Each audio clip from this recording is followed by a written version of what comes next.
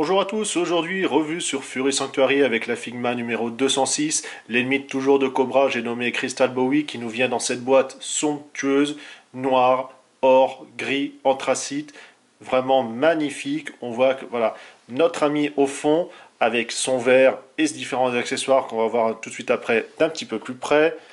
Toujours sur le côté, voilà, un petit portrait et également derrière différentes poses d'action, que ça soit avec le verre en train de boire, sa pose entre guillemets classique, et là en train de se faire attaquer avec le poing de Cobra comme dans la série. Comme depuis quelques années, nous avons le fond qui va servir tout simplement au DI Stage. Vous pouvez voir, vous pouvez ainsi le découper. Alors cette fois-ci, c'est tout basique, entièrement monochrome, on n'a pas de petits détails ou autres. Bon. La figurine nous vient ainsi avec donc tout simplement le verre, son contenu, un bras. Vous avez également, qu'est-ce qu'on a donc à notre torse, une ceinture, enfin, en tout cas la partie bassin, et bien sûr le stand avec la notice, mais ce n'est pas tout. Le sachet habituel de la marque, avec de quoi voilà, noter tout simplement son petit nom. Le stand justement avec le bras articulé. Et justement, on va avoir des mains supplémentaires entièrement transparentes pour notre ami. Cette dernière nous rappelle tout ce qu'il y a. Et effectivement, voilà, comment on fait pour simplement changer le torse, puisque là, vous voyez, c'est quand il se fait tout simplement transpercer par la main de Cobra. Ici, avec sa main normale, et là, avec la pince. Et là, comment changer le bassin, tout simplement. Vous notez ainsi les mains ouvertes, à la moitié. Et ici, voilà, qui vont permettre de tenir tout simplement un objet. On voit qu'on a l'axe habituel pour la manipulation. La partie torse entièrement endommagée, donc vous voyez au fond tout simplement la marque du poing, comme ça qui a abîmé le corps de cristal. Derrière, l'aspect tout simplement pour ressortir, quand même très bien rendu. Ici le bassin qui va venir en remplacement de celui d'origine. Le bras normal. Donc vous voyez ainsi l'intérieur, tout simplement son squelette recouvert d'or.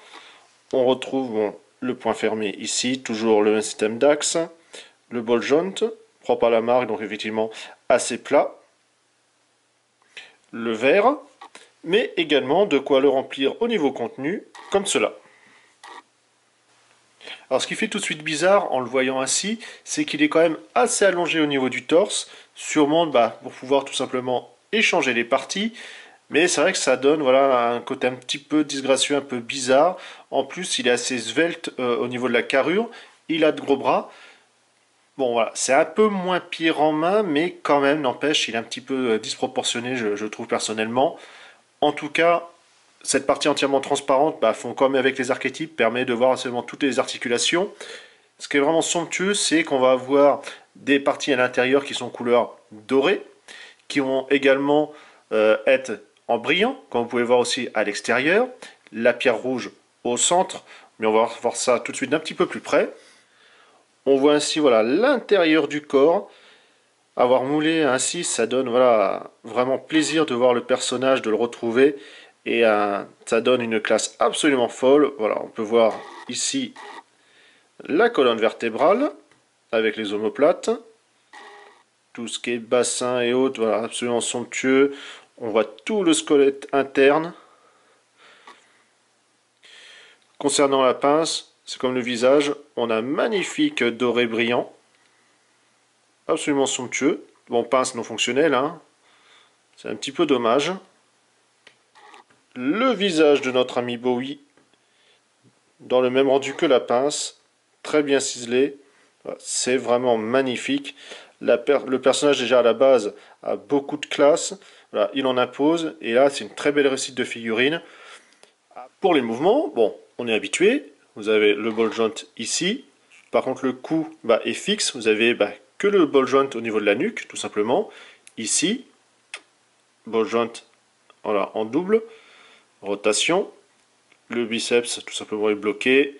Ici, voilà, le petit axe qui permet au niveau de la main de bouger.